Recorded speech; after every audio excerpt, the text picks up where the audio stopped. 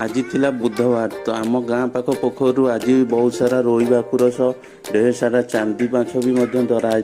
जी आमर देशी माछर ऑर्डर थिला बहुत से आम आसलु आम गाँ पाख पोखरी को तो देशी माछ भलसे धरवा जय जगन्नाथ सांग मैंने आम भोर भोर उठी पहुँच जाइलु गाड़िया पाखे जाल भिड़ा भितर लोक मैंने देखा भिड़ लगी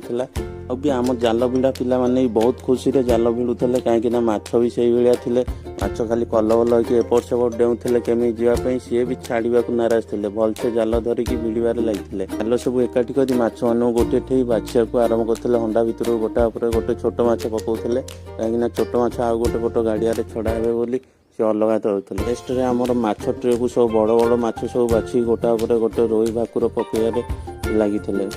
पकई पकई ट्रे फुल होता बड़ बड़ साइज रोई भाकुर सब एकाठी कर सारापर नेक्स्ट आमर पाई चांदी मान सब गोटे अखारे सब लोड कर अलग